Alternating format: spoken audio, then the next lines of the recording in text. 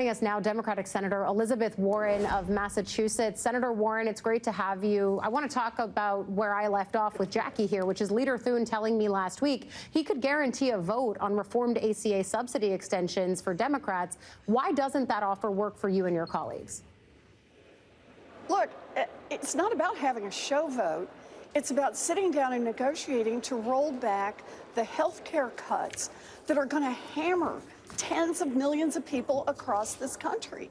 And the Democrats have said since last July, when the Republicans all by themselves put in all of these cuts to health care that were going to knock 15 million people off their health care coverage, drive up the cost for tens of millions more for their insurance, we said we're not going to be able to sign on to a budget that does that. So let's start negotiating now and roll back those cuts. And the Republicans, nothing. No negotiations, nothing. And that's where they continue to be.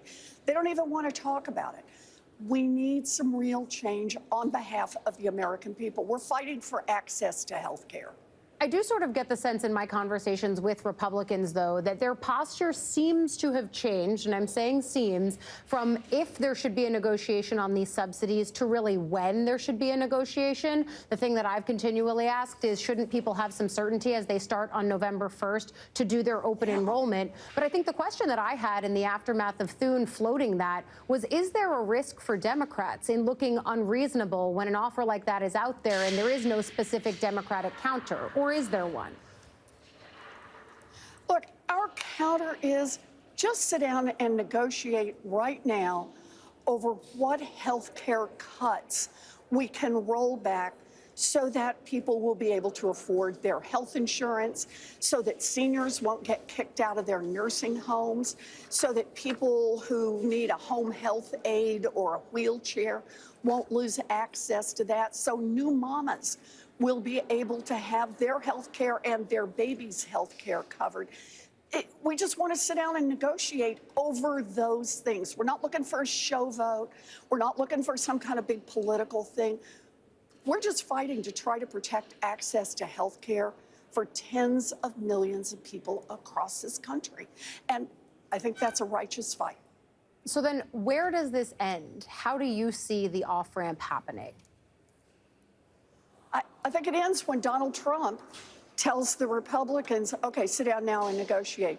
Look, they don't do anything without Donald Trump. I'm genuinely, I don't know what's happened to the Republicans in the United States Senate. It's as if they have all had their spines surgically removed. They only do what Donald Trump tells them to do. So if Donald Trump tells them to sit down and negotiate, then they will sit down and negotiate. He claims to be the deal maker. Okay. Tell your guys to sit down and work something out with the Democrats, and then it will happen. I am sort of interested if that ends up being something that comes out of this lunch that they're doing at the White House today, because in my conversations with sources, it has been clear that Trump can come in as a linchpin, and he often does read the political tea leaves and say, okay, I think this could be good for me. I do think that's an open question of if we see that. But while we are in this shutdown posture, the White House has used it as a pretense to cut programs and jobs that they don't like. As part of those layoffs, they've gotten rid of most of the special education staffers within the Department of Education. I want to read something according to the 19th. It says more than 7 million children across the country rely on special education services that are partially funded and enforced by the federal government. And quite frankly, they don't care if Trump would deem this a Democrat program or not. So if these firings are upheld in court, what's the impact of those cuts? Sure. So let me just say two things. First, these firings are illegal. They were illegal before the shutdown, and they are illegal after the shutdown. The shutdown gives Donald Trump no more power to lay people off en masse like this than he had before. He had no power to do this. But the second is, please observe the cruelty of what they're doing. You know, I was a special ed teacher long before I ever got into this job. And understanding what access to opportunities for those kids mean and how those kids can't wait. They need their help so they can be in a classroom. They need that wheelchair. They need that extra teacher's aid. They need the additional speech therapy. They need those extra opportunities so that they will also have a chance to succeed alongside the other kids in the classroom. And Donald Trump wants to just take that away. And the Republicans are willing to just stand by and watch him do that. That is a form of cruelty that no leader of a nation anywhere should impose on the people that he supposedly represents. And this really has been one of the concerns as we've seen this administration go after the Department of Education repeatedly. It's the way that it's serving folks in all of these different capacities that maybe people don't immediately think of, but certainly this is one of them. You know, there's another shutdown cut, the jobs report that you've twice now demanded the White House release. You've been looking for those September jobs numbers. Have you gotten any response on that? Nope. And keep in mind here, they have the data. It's not like we're saying bring in a whole bunch of people and let's start collecting the information and build the thing up from scratch. Nope. They have the data and they are simply refusing to release it. And look, again, the pettiness here and the way to try to break things apart. The Federal Reserve is going to have a meeting next week and they're going to have to decide interest rates. They need the most accurate jobs data to be able to do that. There are businesses who are trying to make plans. Those federal data are really important for everyone who tries to plan. And for the White House to withhold it, what, just out of pique? Or is it that they're trying to hide something? Nobody knows because they won't release the data to keep our country moving forward. You know, there was a time when Donald Trump said, America first. Well, I got to tell you, what he's doing is deliberately hurting people in this country and deliberately hurting our economy just out of what? Out of his own pique, because Democrats are actually standing up and fighting back. If you get your hands on those, I'm very much interested when that happens. I want to get you on a few other topics before I let you go, because there's new reporting in Politico this morning on Paul Ingrassia, who's President Trump's pick to lead the Office of Special Counsel. He allegedly sent racist text messages, including one saying he has, quote, a Nazi streak. I want to say MSNBC hasn't independently verified these texts, but Ingrassia told us he's not pulling his nomination. Still, a handful of your Republican colleagues are now saying they won't support him. He's supposed to have a Thursday confirmation hearing.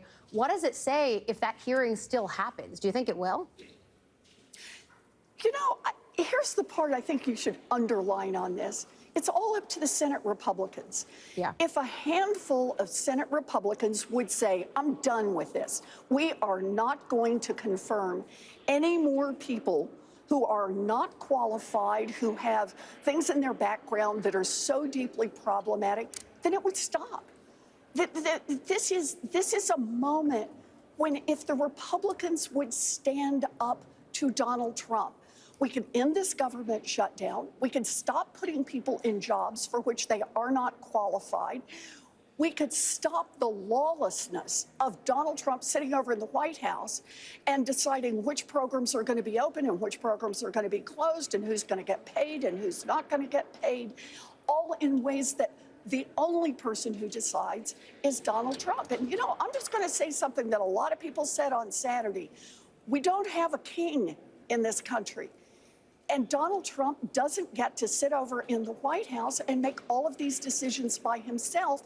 At least he doesn't get to if the Senate Republicans would grow a spine, stand up and say, we're not doing this. We are going to insist that the president follow the law, and we are going to independently evaluate every one of the presidential nominees who comes forward. All we need is a handful of Republicans to make that happen. Yeah, and there have been moments before where their concerns have been aired, but ultimately they have voted for some of these nominees. I'm thinking specifically of Pete Hegseth, Robert F. Kennedy Jr.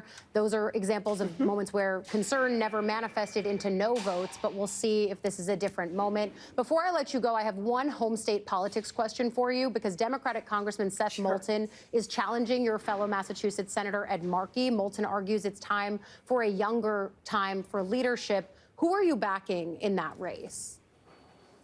Oh, I've endorsed my partner in the Senate, Ed Markey. You know, Ed is a terrific fighter. I was just with him at our No Kings rally in Massachusetts on Saturday. And he was out there raising the troops because Ed fights from the heart. He is a good man, and I am honored to be his partner in the United States Senate. Senator Elizabeth Warren, thank you for joining us. It was nice to see you. Thanks. Good to see you, too.